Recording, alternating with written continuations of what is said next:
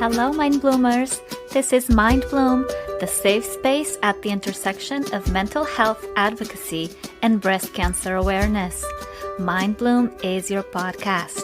Subscribe to hear more on female entrepreneurship and the juggling of family life, career goals, and romantic relationships.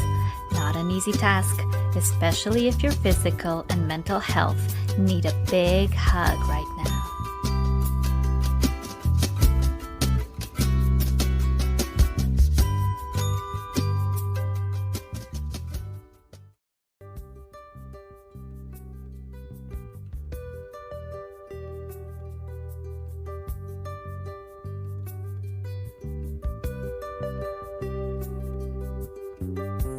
Hello, Mind Bloomers.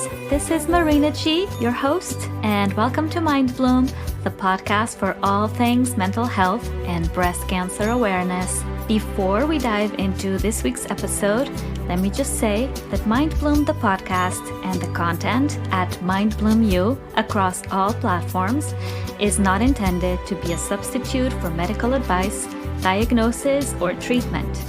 You should always contact your providers for medical counsel. Never disregard any medical treatment or delay seeking professional help because of any content authored or distributed by Mind Bloom.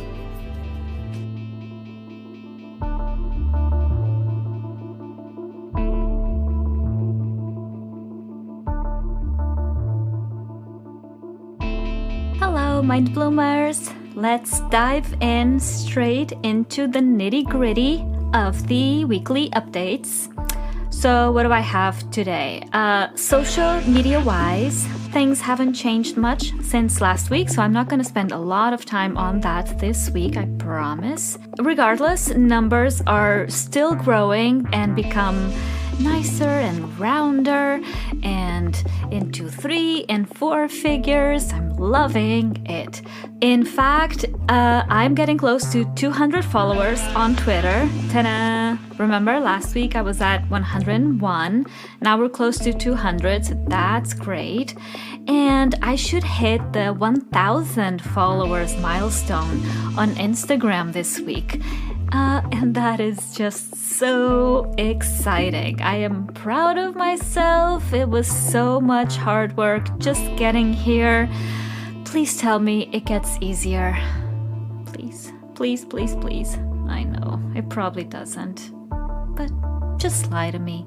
As far as Facebook goes, I don't even remember if I posted anything there this week because I'm so discouraged with how things move over there. Last week, I started dabbling with the Facebook group, which is called, if you don't remember, let me refresh your memories. It's called Breast Cancer and Mental Wellness Group on Facebook. I invited a few friends that I thought would benefit and also that would bring on pertinent content on the topics of breast cancer and mental wellness. But I haven't had anyone from outside expressing their wish to join the group. I guess, at a later stage in the conversation. Again, the group is called Breast Cancer and Mental Wellness. And if you are interested in becoming part of this slowly but steadily growing community, please join us. Breast Cancer and Mental Wellness Facebook group. Hello, see you there, all right? Now, and there's more updates because, there's more social media platforms where Mind Bloom is having an appearance, so the updates are just more and more, but I'm gonna be quick. YouTube has now not 2 anymore, but 6 subscribers, which is great. I've started adding videos this weekend on the Mind Bloom channel, and so far it all seems very self-explanatory and not super elaborate, unlike Facebook. And I'll take it. I'll take it any day of the week. We just go on there, we upload the videos. There's a couple of settings, this and that, but overall it's all right. And then I don't have to market anything because it's a search engine like Google. So you just go on YouTube and you type in mental health, let's say, and let's hope that, Mind Bloom will turn up. Probably not yet, but in 1 year or two, maybe. Or you type in interview, or you type in Marina G, or you type in Mind Bloom, and there it is, Mind Bloom appears. Therefore, there's no marketing, no, nothing. Of course, you could do ads and all of that, but no, that's way too much for now. I'm just uploading the videos, and whoever wants to go check them out, please go ahead and have fun. Something new I did this week, though, was I started playing with Pinterest. Again, I had my own personal account on Pinterest, and I'd go there now and then, like everybody else, to look at photos of puppies and pixie haircuts and motivational quotes and inspiration for my vision boards and makeup tips. Does anyone even do their makeup anymore? I miss makeup. And when Mind Bloom was born, about 2 months ago, I was adamant. Mind Bloom was not going to have a presence on Pinterest. It was too complicated. I have no idea what the heck Pinterest is for. There's way too many things you got to click on. There's way too many links that open up, and you just end up lost in this rabbit hole of cute pics of nothingness. So I thought, no, this is not for Mind Bloom. I get it, I have it, but I'm just not interested. And so I kept saying, no, no, no. Well, like Amy Winehouse on Rehab. No, no, no. Until last week, my friend Tammy from the podcast Your Killer Life talked me into it. She sent me a screenshot of Pinterest metrics, and it's a completely different ballpark from all the other social media numbers. I saw it. She sent me the picture. You have these random figures of 2.4K views and 20 saves and 14 link clicks, which will directly link that image to, let's say, the Mind Bloom's website or the Apple Podcasts or Instagram, just anything you want to link the pin with. So as I'm looking at these numbers from my friend Tammy's, I'm thinking to myself, okay, let's give this Pinterest thing a try, because she guaranteed me that there wasn't really a lot of extra work to add content on Pinterest. And it's true. I have the content already. I create the posts on a daily basis for Instagram. So, might as well just upload them on the ether of Pinterest. So sure enough, and because I've got nothing else to do, Friday night, there I was adding some of the most flashier, let's say, of my posts to Pinterest, which on Pinterest, they're not called posts, they're called pins. And please, someone have mercy on me and this whole social media mess. So I was posting these pins on Pinterest. And when I woke up on Saturday and checked the metrics, I was just curious. I was dead sure that Tammy's case, must have been different. It was just something else. She had been on Pinterest for longer. Her pictures are nicer. She does post amazing pictures of food. So I was thinking, that makes sense.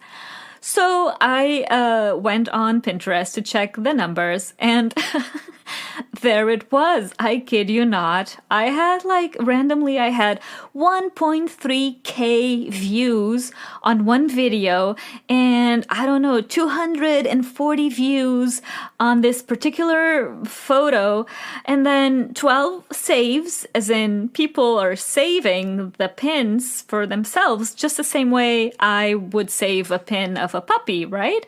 It's bonkers. It's out of this world. I don't get it. I still don't get it. But I don't mind going on the analytics tab and seeing 2.4K of something. I mean, it just makes me feel good, you know? I at those moments, I just pretend that I'm J-Lo. I'm looking at my Instagram stats instead. 2.4K likes. Yes.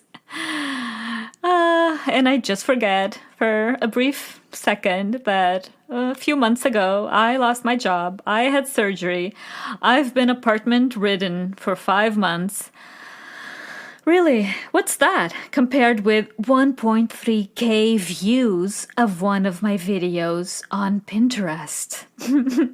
So thank you, Tammy, my friend and fellow podcaster. You just made my days brighter and my ego puff up. Well, it's amazing. I cannot thank you enough. Going a little bit back to Twitter, I have yet another update. This one is juicy.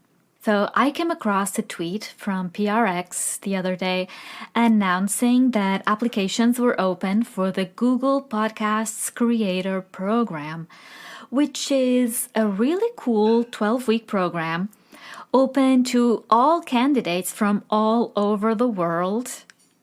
So if you get admitted into this program, you get access to mentorship and training and resources and funding of up to $12,000 to use as you see fit as a broadcaster for your show's production. So, you could be audio equipment, editing software, the whole 9 yards. The program would also show you how to optimize marketing and engagement strategies for your podcast. So, I don't know if Pinterest would be one of the tools they utilize, but hey, I'm in. I would love to be accepted on this program. So anyway, the deadline was August 9th, which was this past Sunday. And I had seen this on Twitter on Friday. So I submitted my application at around 9 p.m. on Saturday. So yesterday, because today's Sunday and I'm recording this piece. So the things they asked were, for your podcast name, the RSS feed, a focus statement, the extended podcast pitch, which is useful. I mean, it really makes you think about what it is that you want to achieve with your podcast. What are your goals? And what are your motivations, right? So what's the why behind you starting your own podcast? They also ask for the intended audience. Who do you think it is that's listening to your podcast? They ask for a yearly budget. And also they asked for a 2-minute audio sample of your podcast. And that really came in handy for me because I needed to redo my trailer anyway. I did my trailer without even a microphone, like 8-9 weeks ago. And, seriously, what did I know about podcasts 9 weeks ago? So the new trailer of Mindbloom is really the audio sample I submitted to this podcast creator training program. So if you haven't yet, go check out my trailer wherever you get your podcasts. It's on the same feed. It's brand new. It was made with so much love and hope that I will get selected for this program. And it's a little cute montage of what, for me, Mindbloom is all about. So please, please, please. Now it's like I'm quoting the Beatles. I'm full of British musicians today. Keep your fingers crossed for me. I'll know the results on September 4th, and I'm counting the minutes, literally, to hear the results. I'll keep you all updated, of course. That's the first thing I'll do as soon as I find out. If you want to cheer me on, if you want to send me all the love and kudos, please do so by following me on Instagram, Facebook, and Twitter at MindBloomU. You can check out the website of Mindbloom, which is mindbloomu.com. You can send me an email at info@mindbloomu.com. And what else can you do? You can look up Mind Bloom on YouTube. Just type in Mind Bloom. But there it is. And oh my God, and then there's Pinterest. So I will be looking forward to seeing you on Pinterest. Get in line because there's another 1.4K people looking at my stuff, all right? And now, if you don't mind, I have to make a quick pause because I want to go check out my Pinterest stats. I mean, it's been a hot minute that I saw I had 2.4K people who love Mind Bloom on Pinterest. Stay tuned for more.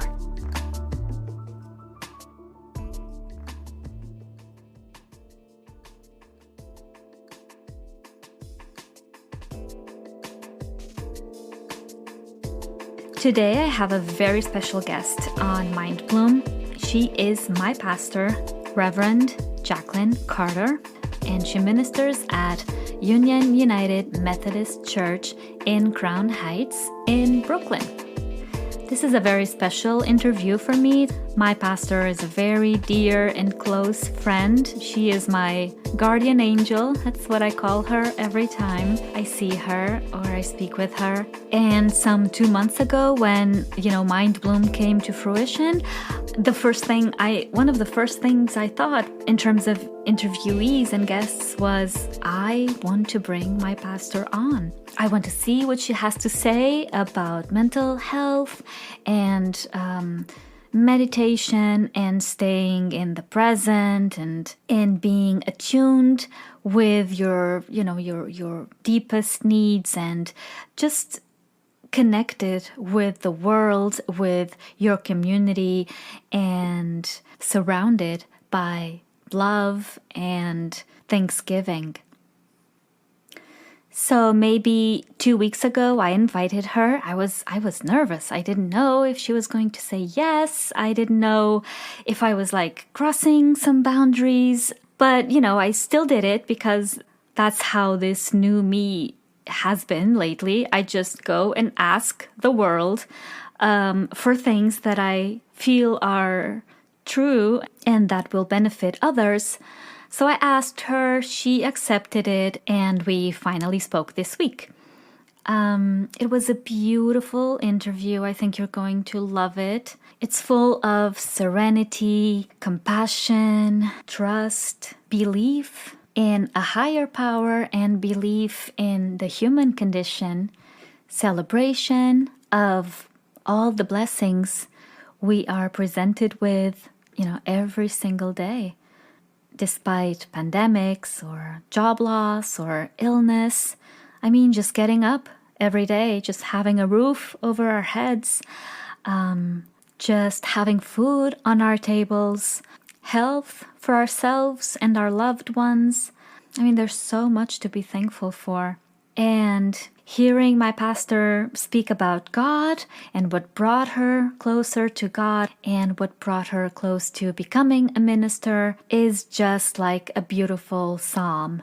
The way she pronounces the word God, and you'll notice this, the way she pronounces the word God is almost musical.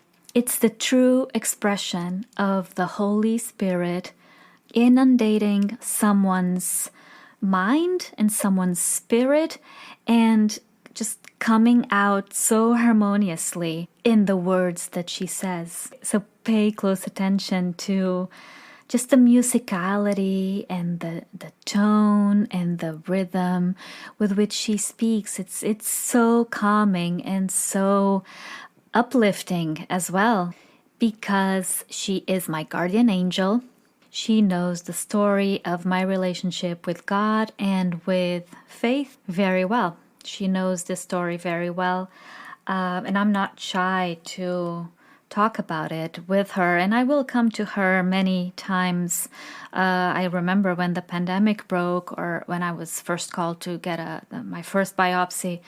I remember, rushing to her, and, the questions just want to come out of my mouth are, if there is a God, then why? Why this? Why are there so many people dying of this crazy virus in the world? Why do we get sick? Why does it have to be us? Is this some punishment of some sort?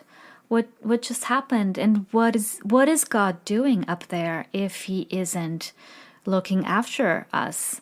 And if he isn't, keeping us all safe and healthy. So my pastor knows. My pastor knows that I'll have my qualms every now and then. I'll have my doubts every now and then.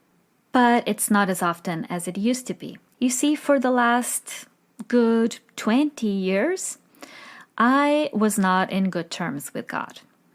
I was not happy at what I thought it was that he was delivering or choosing for me and for my family.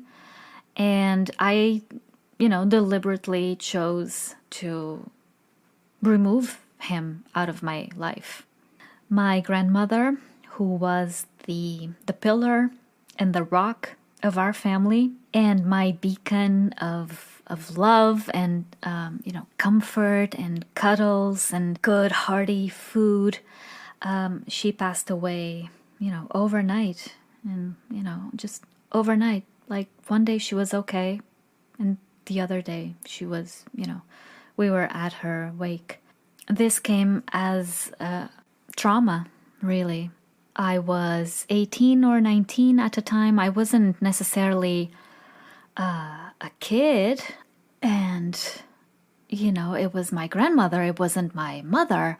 So for years, I've guilted myself for grieving for so long and so intensely. I would say, you were 20, you were 19, you were 20 years old. You've had many years with your grandmother. You were an adult when she passed. And, grandparents, I guess, they perish. It's, why you're still so mad at the world about this. I would also think, well, it wasn't my mother. It wasn't my brother. Why am I, I loved my grandmother very much, but why am I so afflicted by this? And I think looking in hindsight, I wasn't even giving myself permission to grieve and to mourn. So the more, of course, I resisted this grief, I'm not going to say I resisted the crying or I resisted, the sorrow, but I did resist, the stages of grief and of mourning. So the more I did this, of course, the more I resented her passing. The day she was buried was the last day I spoke with God for, a good 20 years. And it was the last day I looked at God for relief or help or hope in the future. And I just could not understand why he had taken my grandmother from me. My grandmother left us all, my entire family, but I wanted to know why she had been taken away from me. So I just decided to stay mad. To wage a war with God. It wasn't a war necessarily. I wasn't enraged and I wasn't, screaming at him or yelling or crying ferociously. It wasn't a war like that. It was more of a silence treatment. I was just not acknowledging that he existed. Because if he did exist, then why? Right? That question had to be posed again and again and again. Why? Why her? Why so young? Why overnight? Why did her heart stop? Why? I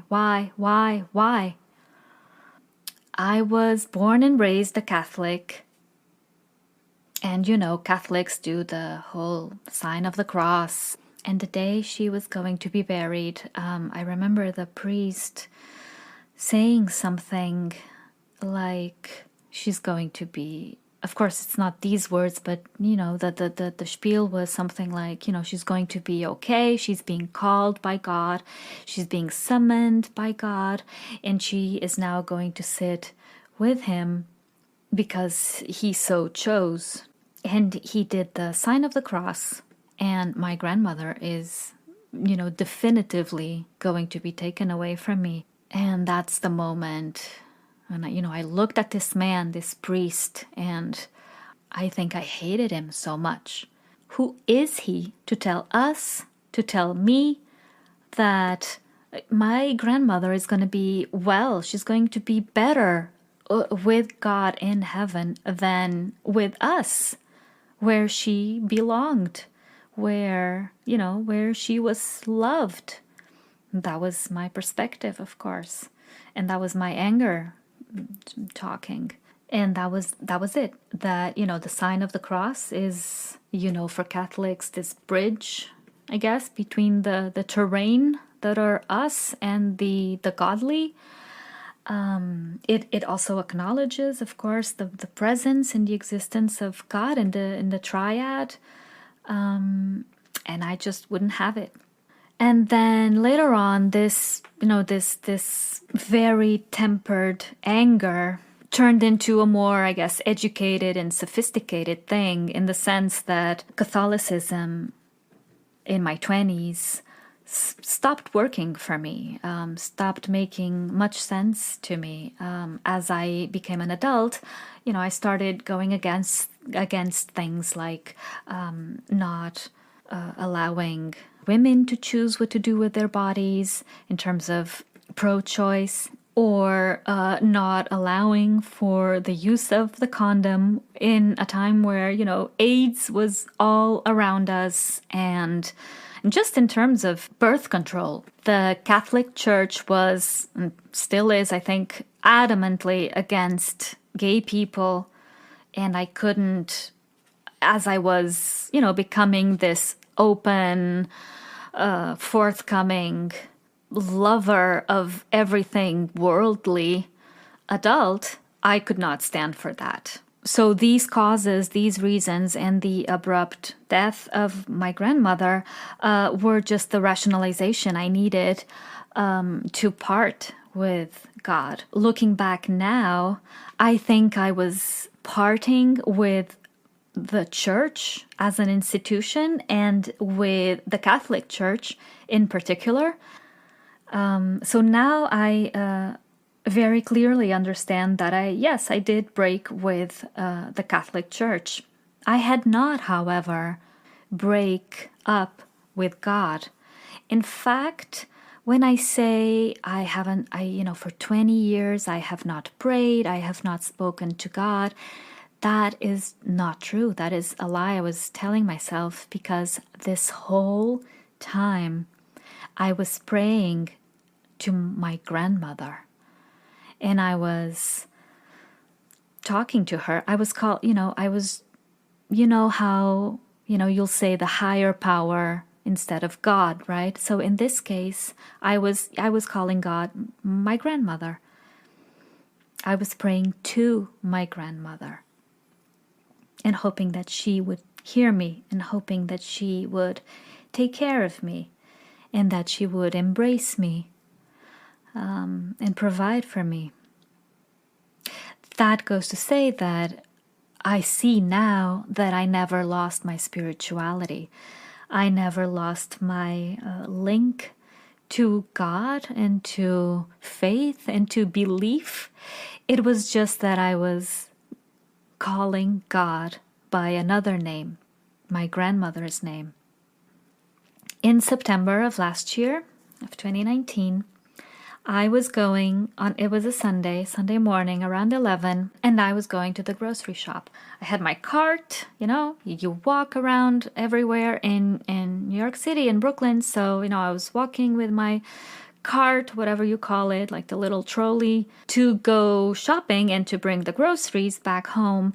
and I heard a choir sing in a church on the block I was just at. I heard this choir sing, and I had to go in. I had to go in. So there I went, trolley and everything, and I was wearing sweatpants and, some t-shirts, something. My hair was probably all disheveled.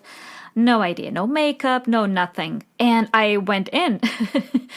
And, well, the church is beautiful. The choir is singing like angels. And I stand there at first, and then I'm invited to sit down in one of the pews by one of the members.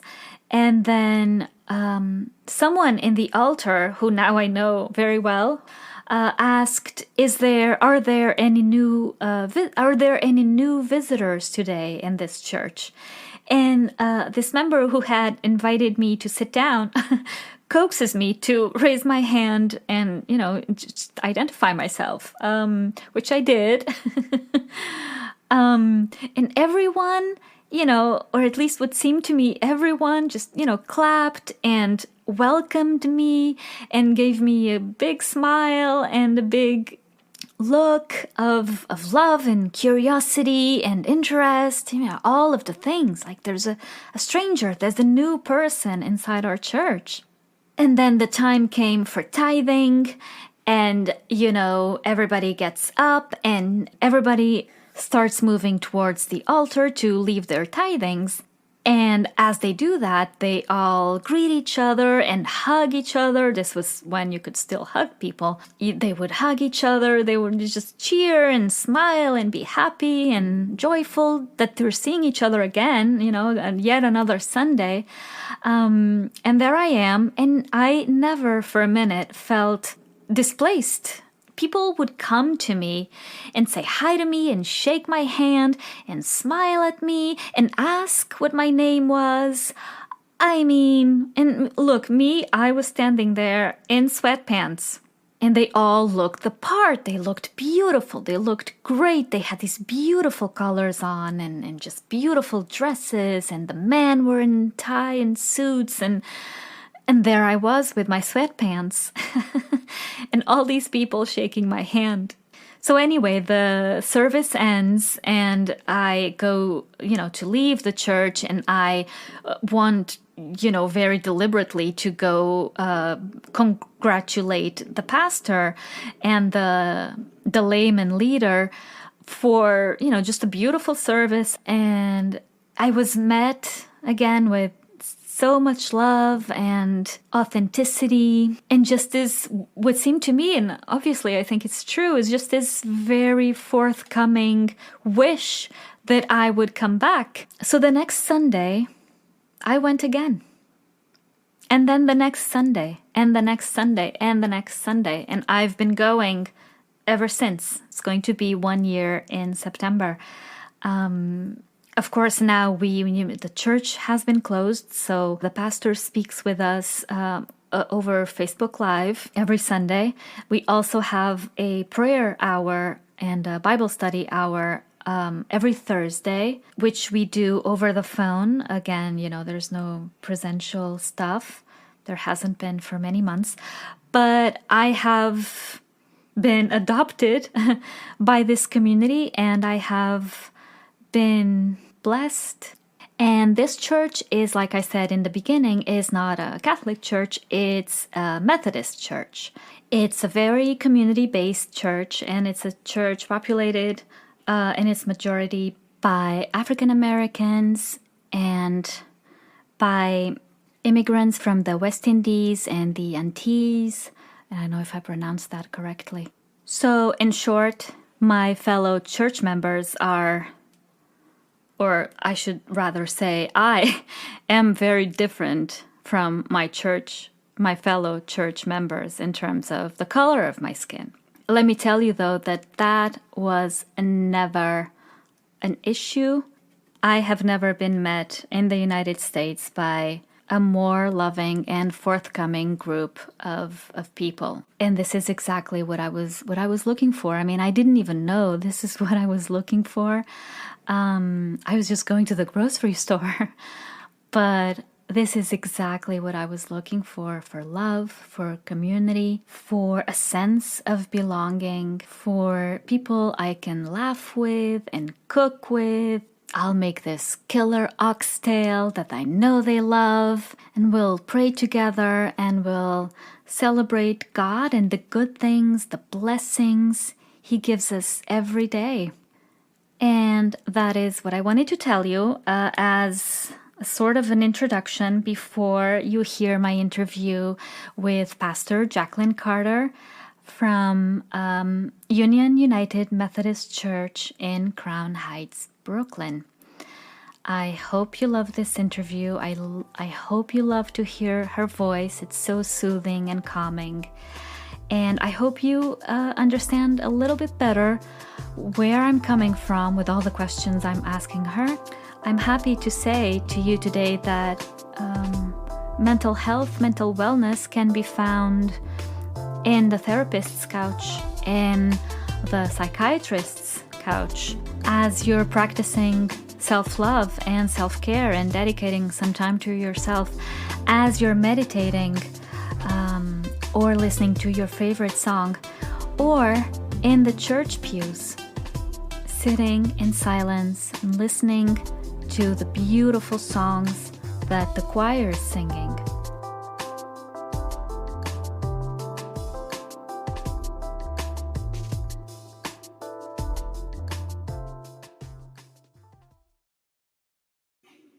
Guys, if you haven't heard about Anchor, it's the easiest way to make a podcast. Turns out it's free. There's creation tools that allow you to record and edit your podcast right from your phone or your computer. It will also distribute your podcast for you so that everyone can listen to it on Spotify and Apple Podcast and many, many more. And guess what? You can make money from your podcast with no minimum listenership. It's everything you need to make a podcast in one place. So go download the free Anchor app or go to Anchor FM to get started.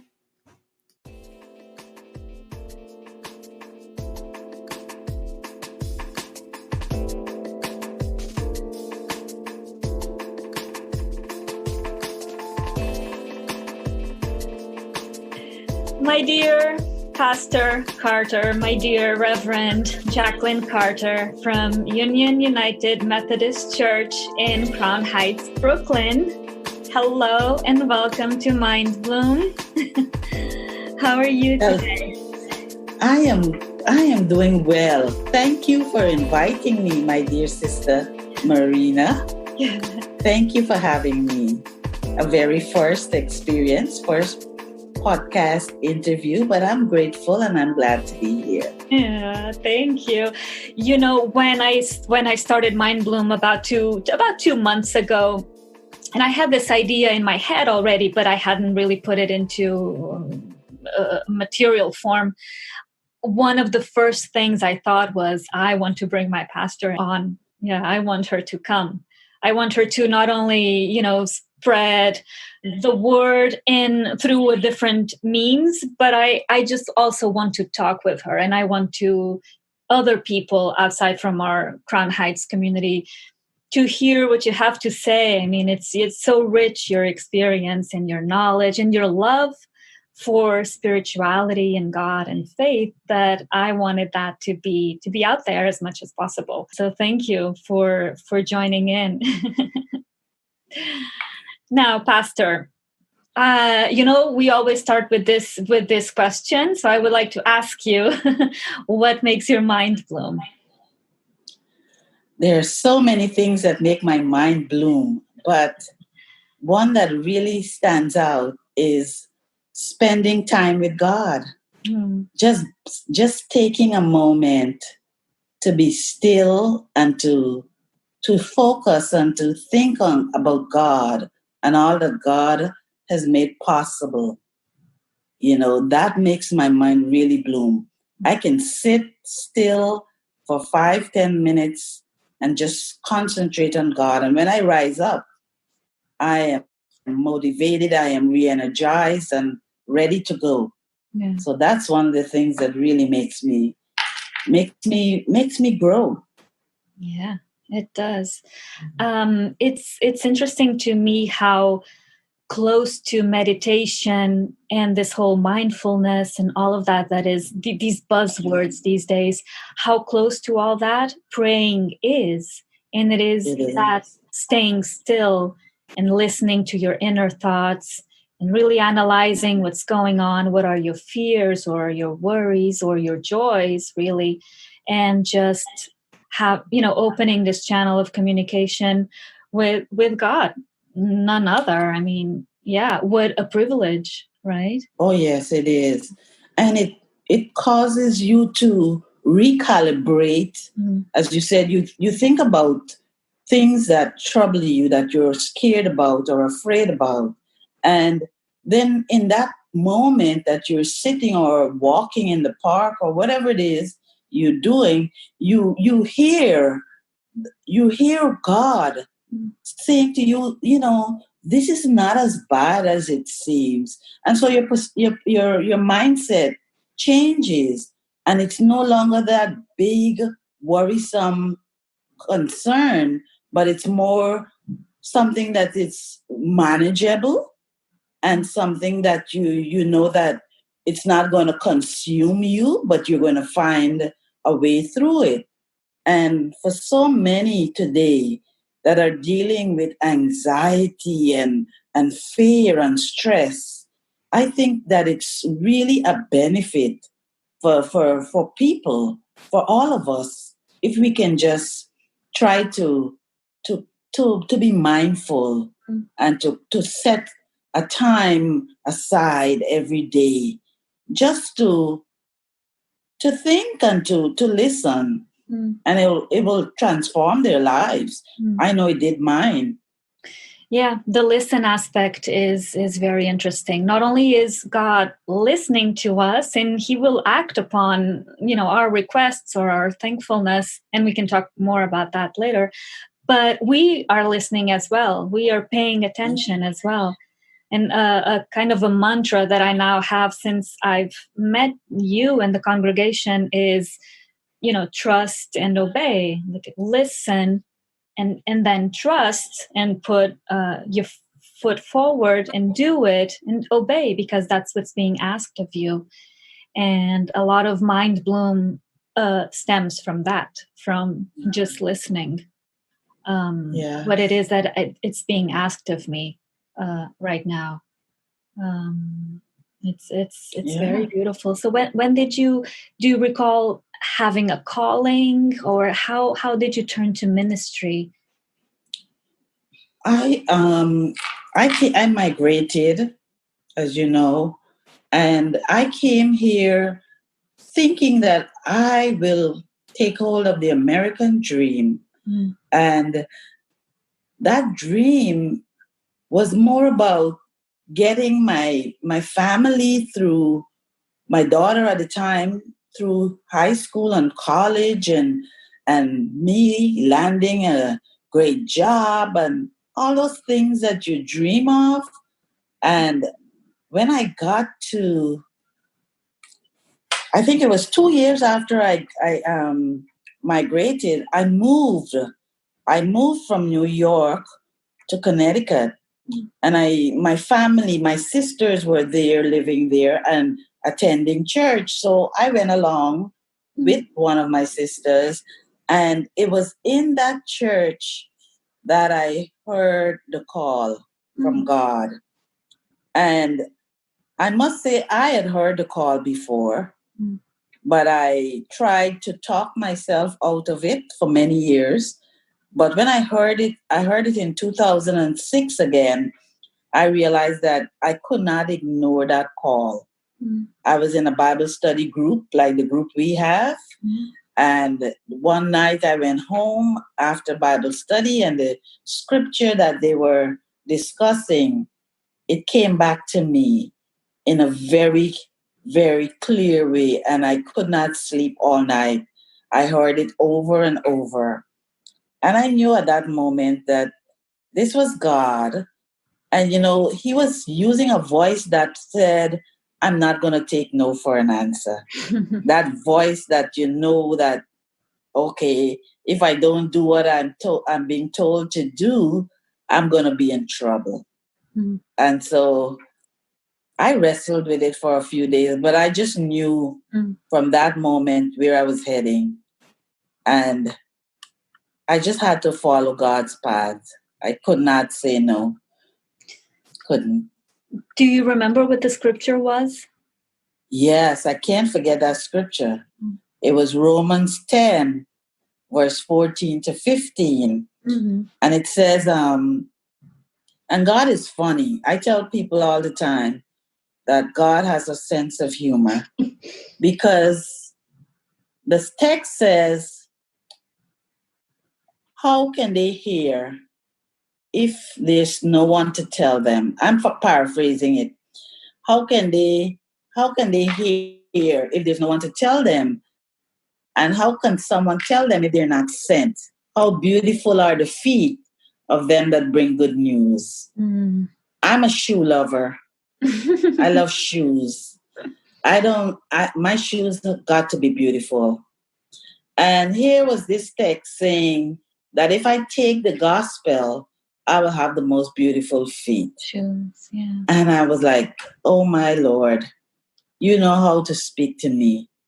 And I knew that very early in my walk with God, when I was still in my 20s, I knew that I had gotten the gift of preaching and speaking and telling the good news. And without any kind of training, I used to be a youth preacher, a young adult preacher, because I was in my 20s. And when I was done preaching, well, after my knees were knocking and my hands were sweating, and I delivered a message, the older folks in the congregation would say to me, wow, you did really good. And at first I thought they were just being kind. But then once I tried to stop doing it, I tried to pretend that I did, because we had changed pastors. And one of the ladies in the congregation, she was in her 70s, she went to the new pastor and she said, we have a young lady in this congregation who is like a pastor. She doesn't have the certification, but she can preach the word. And he came to me, the pastor came to me, and he said what she told him. He relayed the message. And I said, well, I don't know about that, but I know I can try. And so he said, well, stop hiding. And so I started preaching again. So I knew that gift was in me. So the word, that text that I just mentioned, confirmed that God had given me the gift to preach the word. And then when I went to seminary, I went to Drew in New Jersey. I got an award for preaching in my final year. So that further confirmed that that was my ministry. That was what I was supposed to be doing. It's interesting you mentioned that not just your love for ministry, but your craft. I mean, you're good at it. And I had a note here to talk about that is exactly your sermons are highly crafted. And your sermons are very structured, very organized.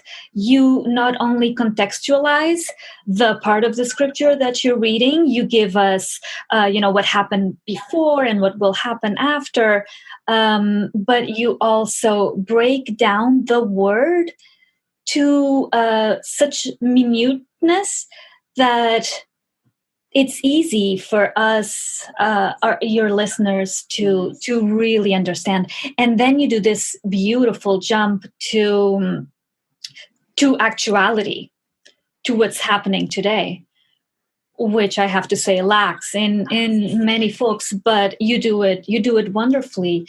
It's like we are those people in the Bible, right? We are striving as much as they were and fighting and being afraid but also courageous as much as they are. And you do that with so much craft that I wanted to really tell you that. And that's one thing that kept me coming back and coming back and coming back every Sunday. And I still do, even though our church is closed, every Sunday via Facebook Live. You do it. So, and it's also on YouTube. I'll share the links to where you are. But I keep coming back, and it's going to be a year almost soon enough. Yes. Happy anniversary. I know, next month. I know. Yeah. Let me, do you remember the story? I was, it was Sunday morning, so around 11, because I like to sleep in on Sundays or on the weekends. And I was dragging my little grocery cart, like the little thing, and I heard the choir sing from inside the church. And I was just on my way to grocery shopping, but I didn't that day.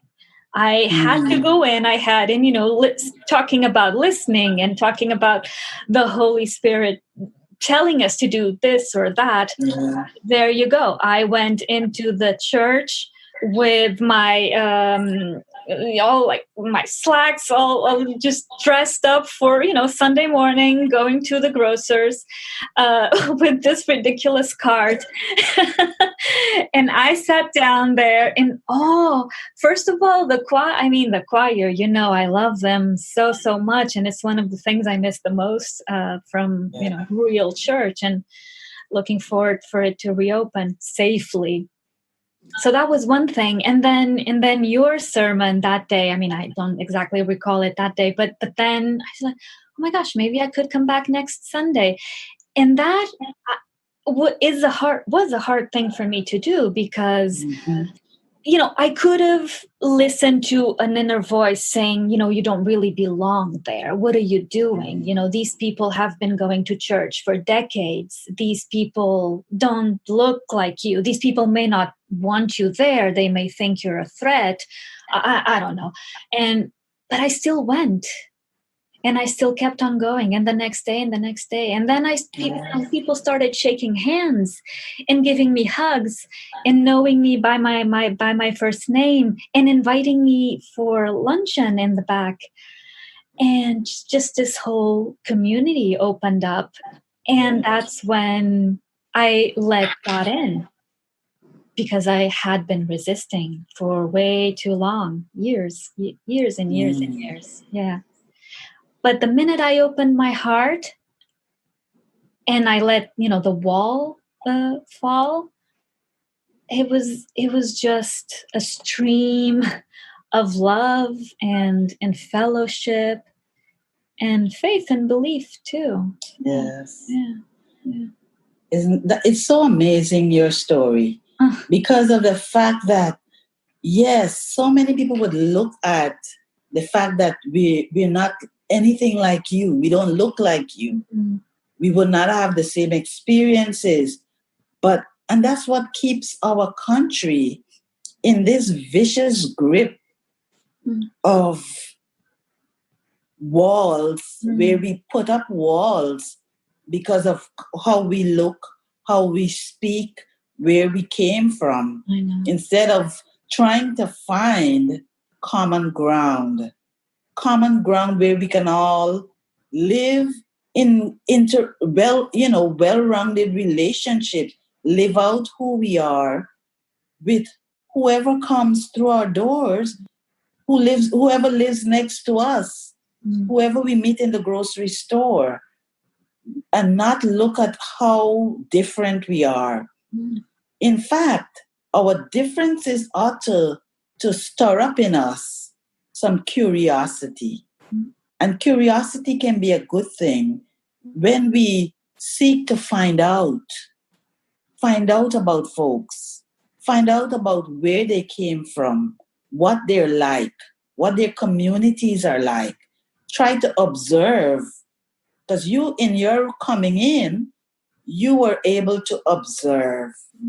And I'm not going to put words in your mouth, but at some point, I'm sure you must have said, well, they are not like how they're portrayed, or they're not so different from myself, because we all have one condition that's common, and it's the human condition. Yeah. It wasn't so much that I thought you were different. I think from my, high anxiety and just this constant feeling of not belonging that I'm working on. Mm-hmm. It's getting better.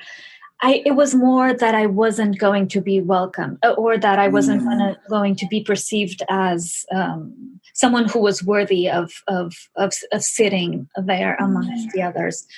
So it was complicated for me to go back, and I still those thoughts still cross my mind, like on Thursdays, when we have our call and we're praying and Bible studying for an hour or two.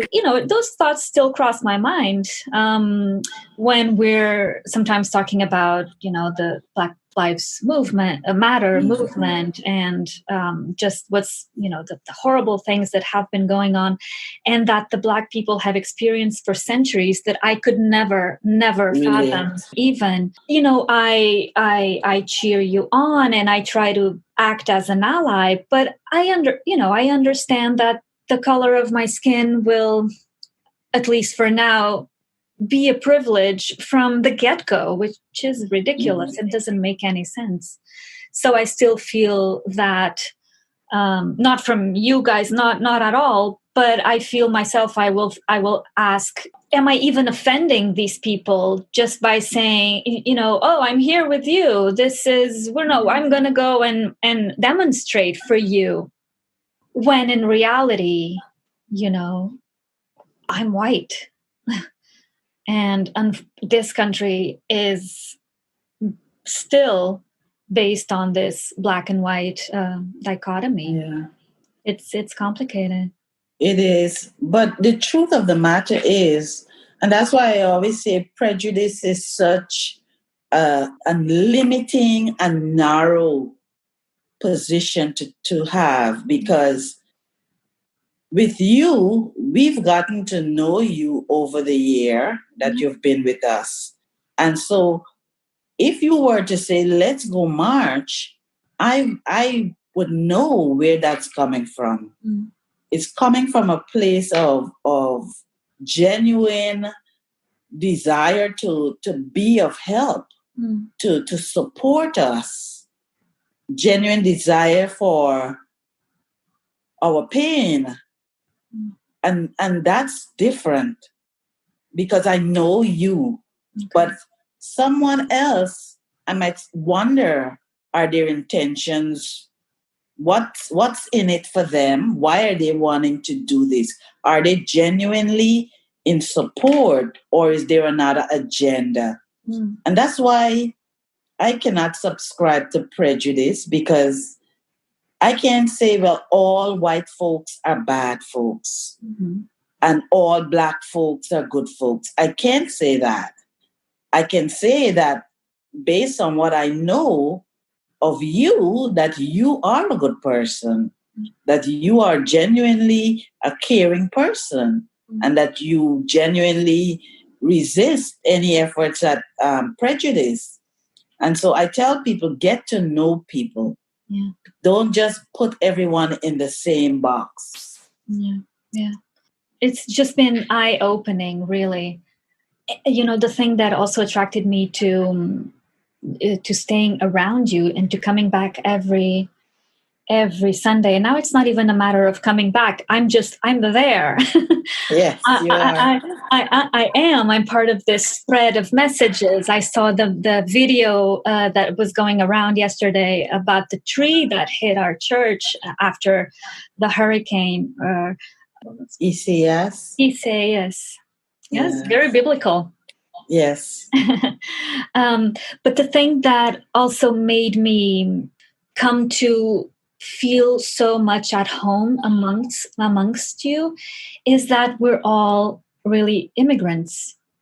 Yes. We all know what it is to walk that very difficult road of immigration in the United States. And we partake our accents and our longing of home and the food from home and the people we left behind at home.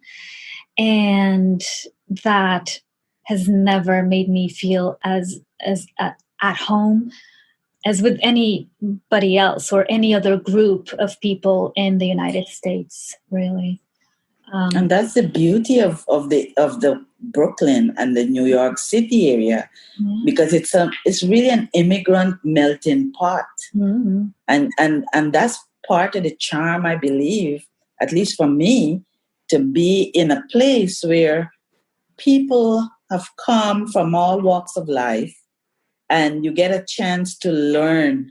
Because I'm longing for the day when I can sit with you and we can talk about where you came from. Yeah. You know, I'm an avid traveler, and for the places that I cannot physically go to, I want to hear about them. I want to read about them, because it gives you a window into life in another space. And for me, that's exciting. And remember, in the beginning, around March, April, the when Europe was in complete distress and disarray from the pandemic, and I was weeping on our phone calls on Thursdays for these countries that people here haven't visited, and they are a little bit foreign for our group. I was weeping for Spain, and I was weeping so badly for Italy and France, and it was so disturbing. And you guys were just so graceful and so embracing, and you let me one day, you just let me weep. You just let me, and you kept on praying, and for me and for those countries, and for what home is for me. And it's so beautiful that you are so open as well. And then it's what you're saying too. I learn a little bit more about the Barbados or Jamaica or Guyana and the food you eat. I mean, I keep mentioning the food because it is tremendous, and I miss it. I miss our collations too. Yeah. It's been Jesus always gave food. Yeah. Whenever you read about Jesus with a crowd or a group, it was over a meal. They would share a meal, or he would see people hungry, and he would ask them to sit down, and he would bless food and give it to them. Yeah. There's a fellowship and a connection with food. Yeah. It's hard to sit and have a meal, share a meal, and not have conversation, and not create space for people to tell their stories. So you do it over food, and you nourish your body, and you get some fellowship going as well. So that's the beauty of it.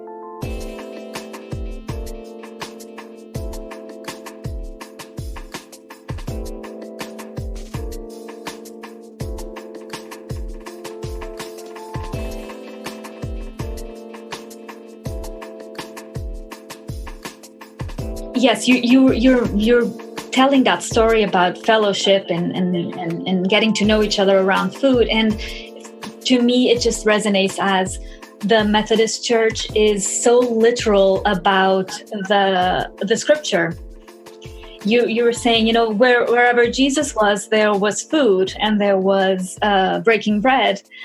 And here we are in Brooklyn breaking bread. It's not just that the folks are wonderful and the food is great.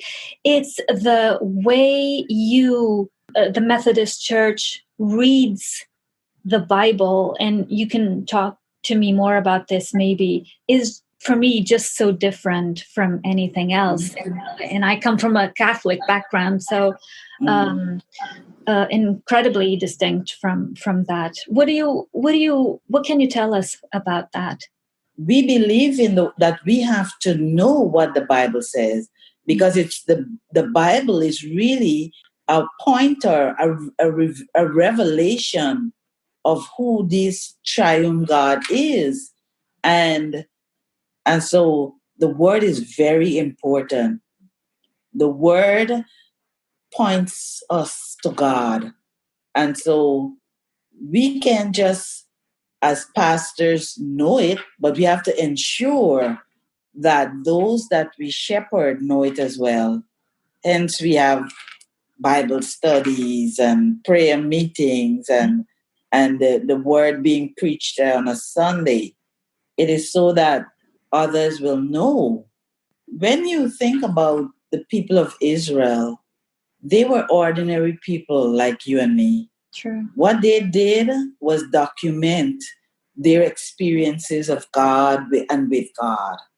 And so it has to be that their experience can't just be unique to them. It's unique to all human beings. All of us can experience God in those ways. We might not have to walk through the Red Sea like they did, but we can experience God's power in our day-to-day lives. So we really can relate to their experience, because we are just 21st century Christians, but God has not changed. So the God that they knew is the same God that we get to know today. And so we can relate. I've experienced tremendous progress in my mental health by starting to come to church regularly and building and becoming a part of this community. But what, from your perspective as a pastor, what would you say to mental health and faith? Do you feel there's a connection there? I do. I really do. Because just today I was reflecting on the peace that I have known because of my relationship with God. And it really puts things into perspective. You know, as you said, there are so many people suffering. There's so many crises that we face in our lifetime. But with God, I am able to recognize that I'm not alone. I don't have to face my crises alone. I can talk to God about it. I can talk to the sisters about it. I can talk to my mentors and there's a community, a faith community that I can rely on. And that alone causes the crisis or the issue to diminish in size. And I'm able to take things in stride. I'm able to hope. You see, a lot of our mental health problems come from despair. Despair and depression, they go hand in hand. And when we're not able to see a ray of sunshine, figuratively speaking, we see our problems as larger than they really are. Right. Being in a relationship with God allows you and me to recognize, yes, we do have a problem, and we are able to take our problem and we are able to give it to God. We can ask God's help. We can ask God to intervene in our problems. And my faith allows me to hope that God has the solution to my problem. My faith allows me to recognize that my problem is not a permanent part of my life. It's temporary and that it will move on at some point. And that allows me to be at peace in spite of what I'm going through. In spite of what I'm dealing with, I can still look ahead for some resolution to whatever I'm dealing with. I wrote here I have it here for me. Don't go back. That it was your sermon the other day, two Sundays ago, I think. And the minute I heard you say this, I wrote it down. And now it's my little mantra here in my workspace. And you were saying, don't go back. I don't know if there's anyone at home who is in need of hearing these words, but don't go back. And I was thinking, me. Every Sunday, it's like you're talking only to me. Do you have that? Do you have that notion that people are so welcoming and so receptive to what you're saying to them?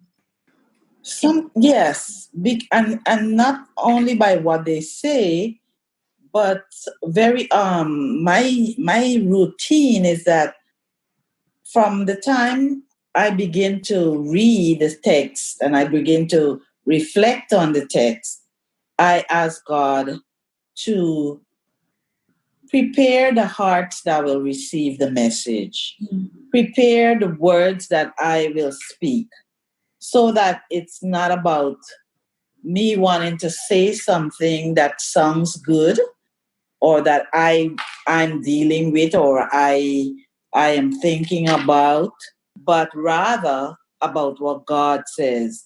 Because God knows exactly what the hearers need to hear. He knows what they're dealing with. And so he is the one that I ask to connect the words that I speak, which are his words, and what they're dealing with.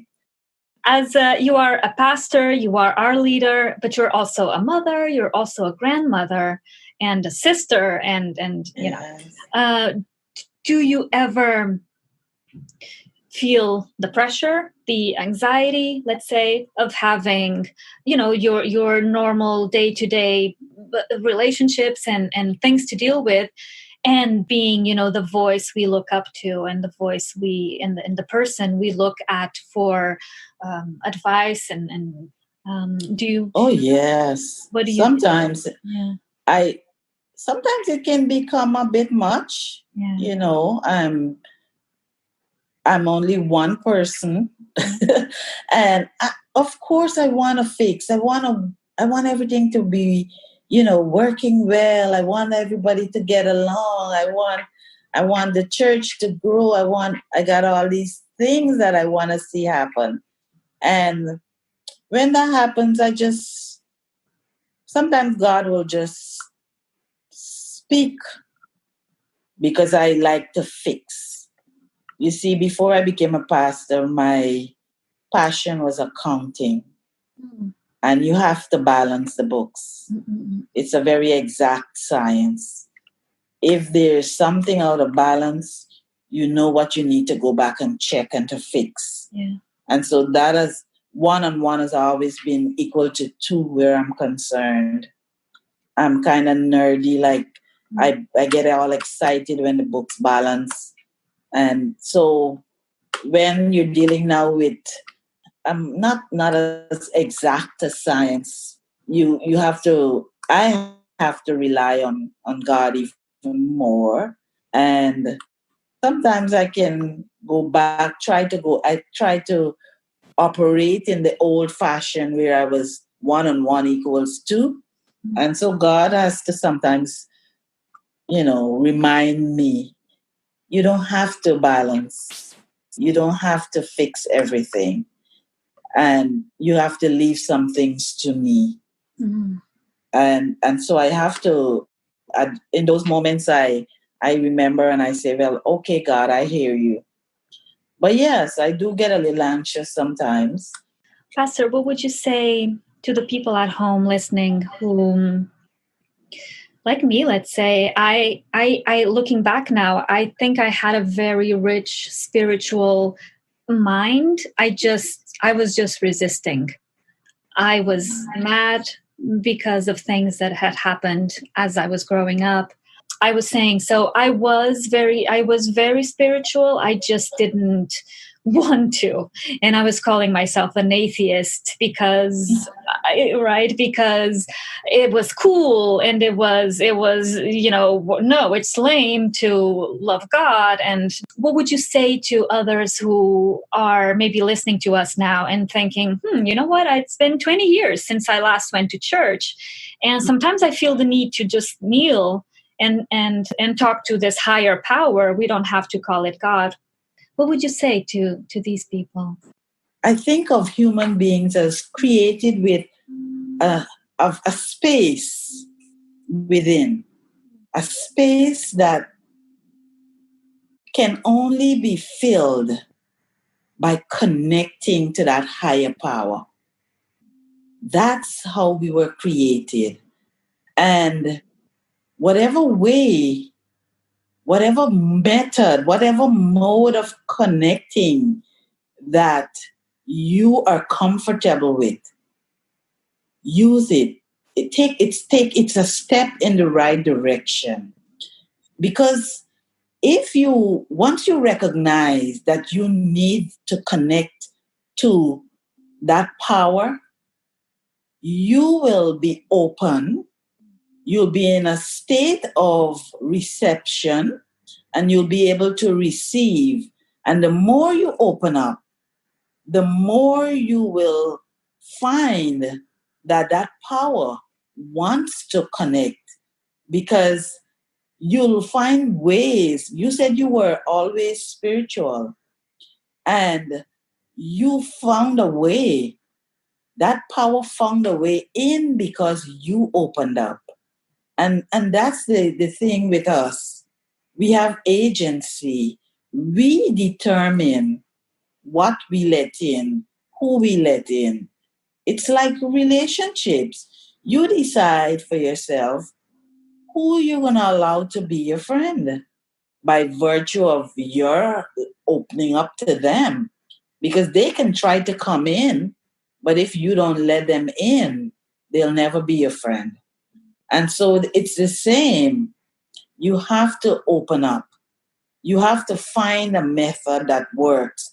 And it's always something that's very organic, something that comes naturally to you. Exactly. Yeah. I'm very fortunate, to have made the space for letting God in. And with God came this multitude of good people. It is a true blessing. I feel very, very fortunate.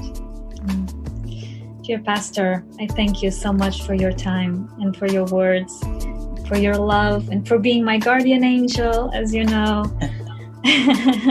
I love you, as you know, and I thank you so much for coming on. I thank you for having me, and I love you too. And I can't wait for things to open up again and for us to see each other face to face in person. And I thank God for the work you're doing. Thank you. Thank you. Yeah. Thank God. I know. Yeah. He's always there looking and giving me advice. Do this. Don't do this. Get some rest. Go get some rest. Yes.